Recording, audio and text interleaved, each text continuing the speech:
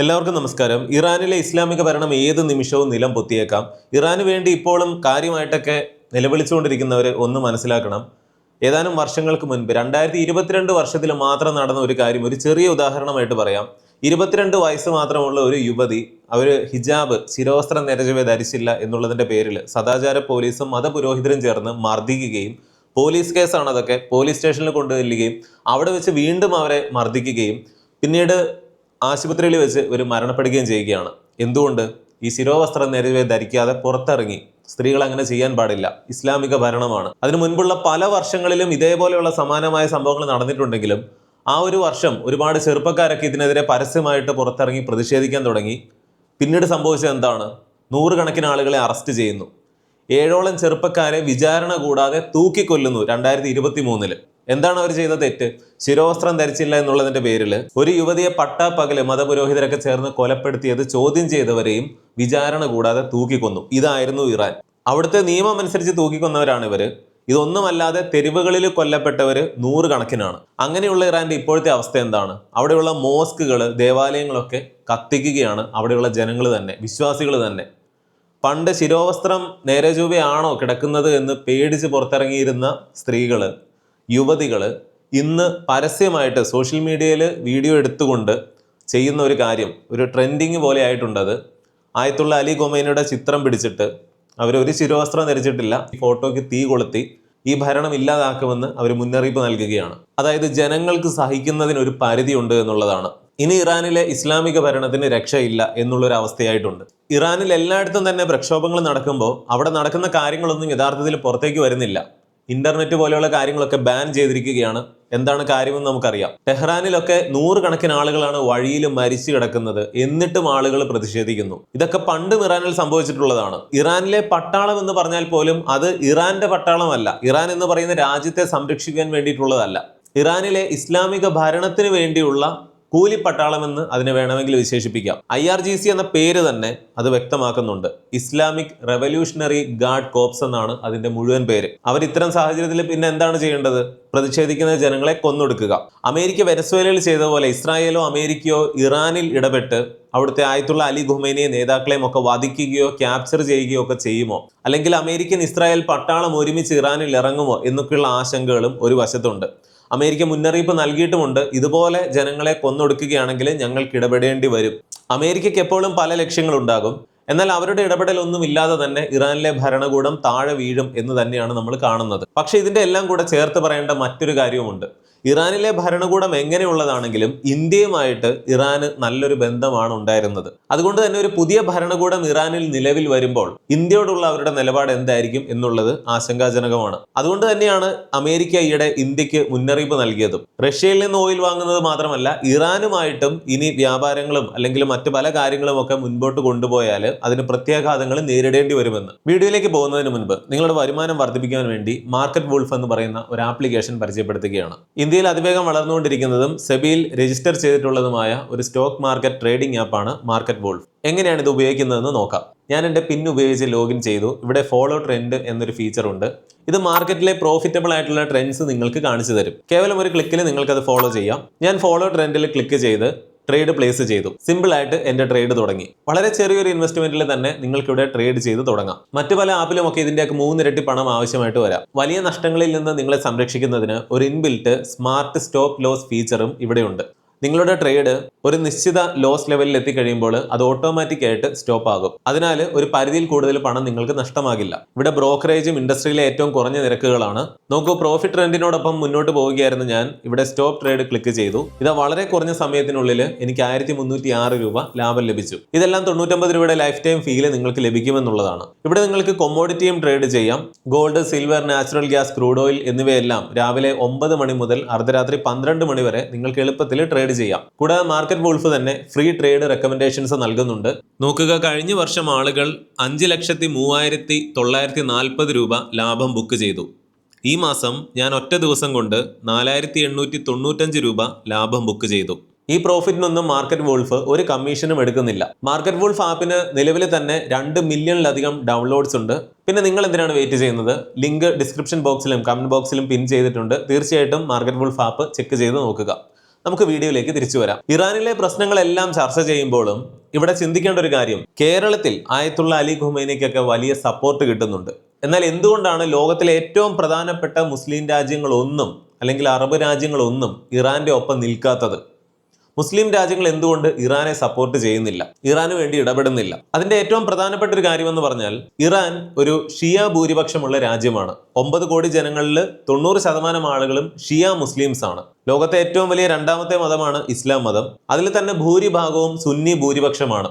Saudi Arabia എടുത്താലും തുർക്കി എടുത്താലും Egypt എടുത്താലും ഒക്കെ അവിടെ എല്ലാം സുന്നി ഇസ്ലാമാണ് കൂടുതലുള്ളത്.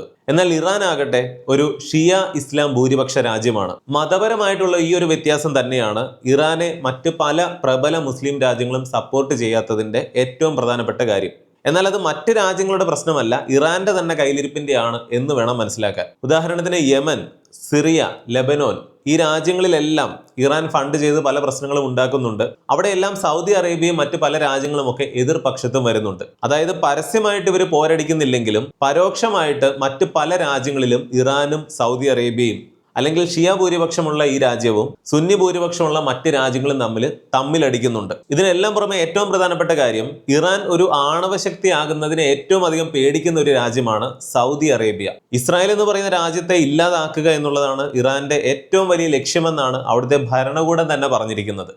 എങ്ങനെയും ഇസ്രായേലിനെ ഇല്ലാതാക്കുക, കാരണം മതം തന്നെയാണ്. എന്നാൽ ഇസ്രായേലിനെ പോലെ തന്നെ ഇറാൻ ആണവശക്തി ആവുന്നതിനെ പേടിക്കുന്ന ഒരു രാജ്യമാണ് സൗദി അറേബ്യ എന്നുകൂടി ഓർക്കുക.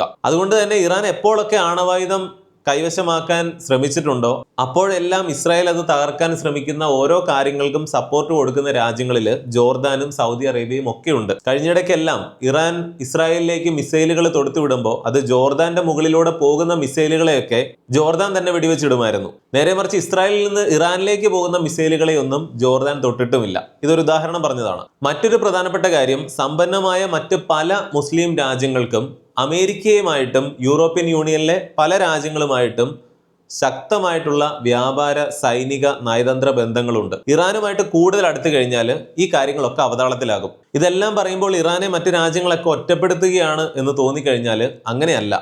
ഇറാൻ തന്നെയാണ് ഈ പ്രശ്നങ്ങളൊക്കെ ഉണ്ടാക്കുന്നത്. ലെബനോനില് ഹിസ്ബുള്ള, യമനില് ഹൂതികള്, ഇറാഖിലെ പല മിലിഷ്യകൾ, ഇവർക്കെല്ലാം ഫണ്ടും ആയുധവും ഒക്കെ കൊടുത്തുകൊണ്ട് ഇറാൻ ഇവരെ പോരടിപ്പിക്കുന്നതിന്റെ എതിർവശത്ത് ഈ പറയുന്ന സൗദി അറേബ്യയും UAEയും അങ്ങനെ മറ്റ് പല രാജ്യങ്ങളുമുണ്ട്. എന്തുകൊണ്ടാണ് ഈ പറയുന്ന ഷിയ സുന്നി വേർതിരിവ് ഏറ്റവും അധികം കാണിക്കുന്നത്? ഇറാൻ എന്ന് പറയുന്ന രാജ്യം തന്നെയാണ്. ഇസ്രായേലാണ് അവരുടെ ഏറ്റവും വലിയ ശത്രു. അത് കഴിഞ്ഞാൽ അവർക്ക് ഇങ്ങനെയുള്ള താല്പര്യമുണ്ട്. കാരണം 100% മതം അനുസരിച്ച് മാത്രം മുന്നോട്ട് പോകുന്ന ഒരു ഭരണകൂടമാണ് ഇറാനിലുള്ളത്. അമേരിക്ക ഉപരോധങ്ങളെല്ലാം ഒരു സമയത്ത് മാറ്റിയതാണ്. മര്യാദക്കാരനാകാൻ ഇറാന് അവസരം കിട്ടിയതാണ്. വീണ്ടും അത് ഇറാൻ തന്നെയാണ് കളഞ്ഞു കുളിച്ചത്. എന്തിന്? 2023 അമേരിക്കയെ പോലും നാണം കെടുത്തിക്കൊണ്ട് ചൈനയുടെ മധ്യസ്ഥതയിൽ ഇറാനും സൗദി അറേബ്യയുമായിട്ട് ഒരു ഒത്തുതീർപ്പിലൊക്കെ എത്തിയതാണ്. അതും ഏകദേശം കുളമാക്കിയെന്ന് പറയാം. അതുകൊണ്ടൊക്കെ തന്നെയാണ് ഈ പറയുന്ന ഇസ്രായേലിനൊപ്പം സൗദി അറേബ്യ, ബഹ്റൈൻ, മൊറോക്കോ ഈ രാജ്യങ്ങൾ പോലും പല മേഖലകളിലും ഒരു സഹകരണത്തിലൊക്കെ എത്തിയത്. അതായത് ഇറാനെതിരെ ഇസ്രായേലിനൊപ്പം ഈ രാജ്യങ്ങൾ നിൽക്കുന്ന ഒരു പ്രതീതിയാണ് അത് ഉണ്ടാക്കിയത്. കാരണം വേറൊന്നുമല്ല, ഇറാനെ പേടിയാണ് ഈ പറയുന്ന UAEക്കാണെങ്കിലും സൗദി അറേബ്യക്കാണെങ്കിലും ഒക്കെ. ഇസ്രായേൽ അവിടെ ഉള്ളത് കൊണ്ട് അവർ പ്രധാനമായിട്ട് ഇസ്രായേലിനെ ഫോക്കസ് ചെയ്യുന്നു. എന്നാൽ ഇസ്രായേൽ വീണുപോയി എന്ന് കരുതുക, ഇസ്രായേൽ നശിച്ചു എന്ന് കരുതുക. പിന്നീട് ഇറാൻ നശിപ്പിക്കാൻ ശ്രമിക്കുന്നത് സൗദി അറേബ്യ, UAE ഇതുപോലെയുള്ള രാജ്യങ്ങളെയൊക്കെ തന്നെയായിരിക്കും. ഇറാനിലെ ഇപ്പോഴത്തെ ഭരണകൂടത്തെ സ്നേഹിക്കുന്നവരൊക്കെ മനസ്സിലാക്കേണ്ട ഏറ്റവും പ്രധാനപ്പെട്ട ഒരു കാര്യം ഇതാണ്. എന്തിന്? ഇന്ത്യയുമായിട്ട് അത്ര നല്ല ബന്ധത്തിലല്ലാത്ത തുർക്കി പോലും ഇറാൻ എതിരാണ് എന്നുള്ളതാണ്. കാരണം സിറിയയിലൊക്കെ എപ്പോഴും ഇറാൻ എതിരായിട്ടാണ് തുർക്കി വരുന്നത്. ഈ തുർക്കി എന്ന് പറയുന്നത് നാറ്റോയിൽ അംഗമായിട്ടുള്ള ഒരു രാജ്യം കൂടെയാണ്. പലരും ഇവിടെ ഇരുന്ന് തുർക്കിയെ ഒരുപാട് പുകഴ്ത്തി പറയുമ്പോൾ ഒന്ന് മനസ്സിലാക്കണം, അമേരിക്കയ്ക്ക് അല്ലെങ്കിൽ പാശ്ചാത്യ രാജ്യങ്ങളുടെ ഒപ്പമുള്ള അല്ലെങ്കിൽ നാറ്റോയിൽ മെമ്പറായിട്ടുള്ള ഒരു രാജ്യമാണ് ഈ തുർക്കി. പക്ഷെ ഇറാനൊപ്പം കട്ടയ്ക്ക് കൂടെ നിൽക്കാൻ ആഗ്രഹമുള്ള, എന്നാൽ ചില സാഹചര്യങ്ങൾ കൊണ്ട് അതിന് പറ്റാത്തൊരു രാജ്യമുണ്ട്. അത് നമ്മുടെ അയൽരാജ്യമായിട്ടുള്ള പാകിസ്ഥാനാണ്. പാകിസ്ഥാൻ എന്തുകൊണ്ടാണ് ഇറാന് വേണ്ടി പരസ്യമായിട്ട് പ്രത്യക്ഷപ്പെടാത്തത് എന്ന് ചോദിച്ചാൽ, ഒന്നാമത് അതിനുള്ള ആവതില്ല. കാരണം സാമ്പത്തികമായിട്ട് തകർന്നടിഞ്ഞുകൊണ്ടിരിക്കുന്ന ഒരു രാജ്യം. എന്നിട്ടും അവർ പറ്റുമ്പോഴൊക്കെ അവരെ കൊണ്ടാവുന്ന രീതിയിൽ ഇന്ത്യക്കിട്ട് ഓരോ പണികൾ ഇടയ്ക്കിടയ്ക്ക് തന്നുകൊണ്ടിരിക്കുന്നുണ്ട്. ഈ പറയുന്നത് പോലെയാണ് ഇറാന്റെയും കാര്യം. മതം കൂടുതൽ പിടിമുറുക്കിയിട്ടുള്ള രാജ്യങ്ങളിലൊക്കെ ഇങ്ങനെ തന്നെയാണ്. ഇറാനിൽ ഈ പറയുന്നത് പോലെ ആ പഴയ പേർഷ്യൻ എംപയർ ആണ് എന്ന് ഓർക്കണം. ആ രാജ്യം ഇതുപോലെ സാമ്പത്തികമായിട്ട് തകർച്ചയിലേക്ക് പോകുമ്പോഴും ഉള്ള പണം മുഴുവൻ, അത്രയും ക്രൂഡ് ഓയിൽ ഉണ്ടായിട്ട് ലോകത്തെ ഏറ്റവും അധികം ക്രൂഡ് ഓയിൽ റിസർവ് ഉള്ള 3ാമത്തെ രാജ്യമാണ്. എന്നിട്ടാണ് ഈ അവസ്ഥയിൽ. അത് മാത്രം മതി അവർക്ക് സൗദി പോലെയോ UAE പോലെയോ ഒക്കെ ആയി കിടക്കാനായിട്ട്. പക്ഷെ കയ്യിലിരിപ്പ് കാരണം ഇതൊന്നും നല്ല രീതിയിൽ ഉപയോഗിക്കാനും അവർക്ക് സാധിക്കുന്നില്ല. എന്നിട്ട് പഴി മുഴുവൻ അമേരിക്കയ്ക്കിരിക്കും. അവർ ഉപരോധങ്ങൾ കൊണ്ടുവന്നുകൊണ്ടാണ് എന്ന് പറയും. എന്നാൽ ചൈനയും ഇന്ത്യയും ഓയിൽ ഉള്ള റഷ്യ തന്നെയും ഒക്കെ ഈ ഓയിൽ ഇതിനിടയിലും ഒക്കെ വാങ്ങുന്നുണ്ട്. അങ്ങനെ ലഭിക്കുന്ന പണം പോലും അവർക്ക് അത്യാവശ്യം കാര്യങ്ങൾക്ക് ഉപയോഗിക്കാം. അതും അവർ മാറ്റുന്നത് എന്തിനു വേണ്ടിയിട്ടാണ്? ഈ പറയുന്ന ഹിസ്ബുള്ളയ്ക്കും ഹൂതികൾക്കും ഹമാസിനും ഒക്കെ ഫണ്ട് ചെയ്യാൻ വേണ്ടിയിട്ടാണ്. പിന്നെ എങ്ങനെ ആ രാജ്യം ഗുണം പിടിക്കും? ഇത് തന്നെയാണ് പാകിസ്ഥാന്റെ കാര്യമെന്ന് പറയാം. പാകിസ്ഥാൻ ആഗ്രഹമുണ്ട് ഇറാനെ സപ്പോർട്ട് ചെയ്യാനായിട്ട്. കാരണം രണ്ടുപേരും ഒരേ വേവ് ലെങ്ത് ആണെന്ന് പറയാം. പക്ഷെ അങ്ങനെ ചെയ്യാത്തതിന്റെ ഒന്നാമത്തെ കാര്യം സൗദി അറേബ്യയാണ്. സൗദി അറേബ്യയിൽ നിന്ന് വലിയ ധനസഹായമാണ് പാകിസ്ഥാൻ സ്വീകരിച്ചുകൊണ്ടിരിക്കുന്നത്. അങ്ങനെ സ്വീകരിച്ചുകൊണ്ടിരിക്കെ ഈ പറയുന്ന ഇറാന് വേണ്ടി പരസ്യമായിട്ട് പല കാര്യങ്ങളും ചെയ്യാനായിട്ട് പാകിസ്ഥാന് പരിധിയുണ്ട്. ഇതിനു പുറമെ അമേരിക്കയോടൊക്കെ വലിയ ആശ്രയത്വവും പാകിസ്ഥാനുണ്ട്, അതും അറിയാം. ഇനി ഇറാനിൽ ഇത്രയും വലിയ പ്രക്ഷോഭങ്ങളൊക്കെ നടക്കുമ്പോൾ ഇറാനിലെ ഭരണകൂടത്തിന് രക്ഷപ്പെടാൻ എന്തെങ്കിലും സാധ്യതകളുണ്ടോ എന്ന് ചോദിച്ചാൽ 3 വഴികളാണുള്ളത്. ഇതൊരിക്കലും ഇറാനിലെ ജനങ്ങളെ രക്ഷിക്കാനോ ഒന്നുമല്ല. അവർക്ക് അവരുടെ ഭരണം അത് നിലനിർത്തുക എന്നുള്ളത് മാത്രമാണ് താല്പര്യം. ജനങ്ങളുടെ ക്ഷേമമൊന്നും ഇതുവരെയും ഇറാനിലെ ഭരണകൂടത്തിന് കാര്യമല്ല. ഒന്നാമത്തെ വഴി എന്ന് പറഞ്ഞാൽ അവിടെ നടക്കുന്ന എല്ലാ പ്രശ്നങ്ങളും അമേരിക്കയും ഇസ്രായേലും കൂടെ ചെയ്യുന്നതാണ് എന്ന് ജനങ്ങളെ തെറ്റിദ്ധരിപ്പിക്കുക. പക്ഷെ അത് നല്ല രീതിയിൽ നടക്കുന്നത് കേരളത്തിലാണ് ഇറാനിലേക്കാളും. പരമാവധി സഹിച്ചിരിക്കുന്ന ഇസ്രായേലിലോട്ട് ഈ ഹമാസിന്റെ ആളുകൾ അങ്ങോട്ട് പോയി ആയിരക്കണക്കിന് ആളുകളെ കൊലപ്പെടുത്തിയിട്ട് പിന്നീട് ഇസ്രായേലിന് ഗതികെട്ട് ഗാസയിൽ ഇടപെടേണ്ടി വന്നു. അവിടെ ലക്ഷക്കണക്കിന് ആളുകൾ മരിച്ചപ്പോൾ ഇതിനെല്ലാം കാരണം ഇസ്രായേൽ മാത്രമാണെന്ന് ഇപ്പോഴും പറഞ്ഞുകൊണ്ടിരിക്കുന്ന ആളുകൾ ഇവിടെയുണ്ട്. ഹമാസ് ആണ് ഗാസയിലെ ജനങ്ങളുടെ ശാപമെന്ന് അവരൊരിക്കലും അംഗീകരിക്കില്ല. എന്ന് പറയുന്ന പോലെ ഇറാനിലെ ഭരണകൂടവും ഇങ്ങനെ ഒരു പ്രചരണം അവിടെ കാലങ്ങളായിട്ട് നടത്തുന്നുണ്ട്. ഇതെല്ലാം അമേരിക്കയുടെ പണിയാണ്, ഇസ്രായേലിന്റെ പണിയാണ്, നമ്മുടെ കയ്യിലിരിപ്പുകൊണ്ടൊന്നുമല്ല. പക്ഷെ ആ കാര്യം പണ്ടേ പോലെ ഫലിക്കുന്നില്ല എന്നുള്ളതാണ് നമ്മളിപ്പോൾ കാണുന്നത്. കാരണം ജനങ്ങൾ നേരിട്ട് മനസ്സിലാക്കുകയാണ് ഭരണകൂടം തങ്ങളെ അടിച്ചമർത്തുകയാണ്, നശിപ്പിക്കുകയാണ് എന്നുള്ളത്. അതുകൊണ്ട് തന്നെ ഈ പറഞ്ഞ കാര്യത്തിന് ചാൻസ് തീരെ കുറവാണ്. അമേരിക്കയും ഇസ്രായേലിനെയും ഒക്കെ പഴിചാരിക്കൊണ്ട് ഇറാനിലെ ഭരണകൂടത്തിന് നിലനിൽക്കാനുള്ള ചാൻസ് ഇല്ല. രണ്ടാമത്തെ വഴി എന്ന് പറഞ്ഞാൽ ഇപ്പോൾ വന്നിരിക്കുന്ന ഇൻഫ്ലേഷനോ അല്ലെങ്കിൽ കറൻസിക്ക് വിലയില്ലാതാകുന്നു, ഇങ്ങനെയുള്ള കാര്യങ്ങളെല്ലാം അതിജീവിക്കാൻ വേണ്ടി ഒരുപാട് ഫണ്ട് ജനങ്ങൾക്ക് കൊടുക്കുക. പല സബ്സിഡികളും ആനുകൂല്യങ്ങളും അല്ലെങ്കിൽ ടാക്സ് കട്ട്, ഇങ്ങനെയുള്ള ഒരുപാട് കാര്യങ്ങൾ, സാമ്പത്തികമായിട്ടുള്ള ഒരുപാട് പരിഷ്കാരങ്ങൾ. പക്ഷെ തകർന്ന് തരിപ്പണമായി കിടക്കുന്ന ഇറാന് ഇപ്പോൾ ഈ ഒരു കാര്യം ചെയ്യാനുള്ള യാതൊരു ശേഷിയുമില്ല. അതുകൊണ്ട് തന്നെ ഈ പറയുന്ന കാര്യവും നടക്കാനായിട്ട് ചാൻസ് ഇല്ല. പല രാജ്യങ്ങളും വികസനത്തിനൊക്കെ വേണ്ടി കടമെടുക്കുന്നത് പോലെയാണ് ഇറാൻ പലയിടത്തു നിന്നും കടമെടുത്തിട്ട് പോലും ഈ പറയുന്ന ഹിസ്ബുള്ളയ്ക്കും ഹൂതികൾക്കുമൊക്കെ ഫണ്ടും ആയുധവും ഒക്കെ എത്തിച്ചു കൊടുക്കുന്നുണ്ട്, ഹമാസിനുമൊക്കെ. നിലവിൽ അതിനും പണമില്ല, ഇതിനും പണമില്ല എന്നുള്ളൊരവസ്ഥയാണ്. മൂന്നാമത്തെ ഒരു കാര്യമാണ് ഏറ്റവും ചാൻസ് ഉള്ളത്. അതായത് അമേരിക്കയുമായിട്ടും ഇസ്രായേലുമായിട്ടും ഒരു അനുരഞ്ജനത്തിലെത്തുക. അമേരിക്ക പറയുന്ന കാര്യങ്ങളെല്ലാം അതേപടി അംഗീകരിച്ചു കൊടുക്കുക. ഏറ്റവും പ്രധാനമായിട്ട് തങ്ങളൊരു ന്യൂക്ലിയർ ആയുധം സ്വന്തമാക്കില്ല, അതിനു വേണ്ട ആക്സസ് അല്ലെങ്കിൽ മിലിറ്ററി ആക്സസ് എല്ലാം അമേരിക്കയുടെയും ഇസ്രായേലിന്റെയും ഒക്കെ ഇറാനിനുള്ളിൽ അനുവദിക്കുക. അമേരിക്കയ്ക്ക് എപ്പോൾ വേണമെങ്കിലും ചെക്ക് ചെയ്യാനായിട്ട് സാധിക്കണം. അല്ലെങ്കിൽ ഇറാന്റെ എല്ലാ സൈനികമായിട്ടുള്ള കാര്യങ്ങളിലും ഒക്കെ അമേരിക്കയ്ക്ക് ആക്സസ് ഉണ്ടായിരിക്കണം. മര്യാദയ്ക്കാണ് നിൽക്കുന്നത്, അല്ലെങ്കിൽ പ്രശ്നക്കാരനല്ല എന്ന് ഉറപ്പുവരുത്താനായിട്ട് അവർക്ക് അവസരം കിട്ടണം. അമേരിക്ക പറയുന്ന പല കാര്യങ്ങളും അംഗീകരിച്ചു കഴിഞ്ഞാൽ, അല്ലെങ്കിൽ നല്ല പിള്ളയായി കഴിഞ്ഞാൽ ഈ പറയുന്ന ഇറാനിലെ ഭരണകൂടത്തിന് താഴെ ഇറങ്ങാതെ നിലനിൽക്കാനുള്ള ചാൻസ് ഉണ്ട്. പക്ഷെ ഇറാൻ അത് ചെയ്യുമോ എന്നുള്ളത് സംശയമാണ്. കാരണം ഭരണം നിലനിർത്തുക എന്നോ ജനങ്ങളുടെ ക്ഷേമമോ ഒന്നുമല്ല അവിടുത്തെ വിഷയം.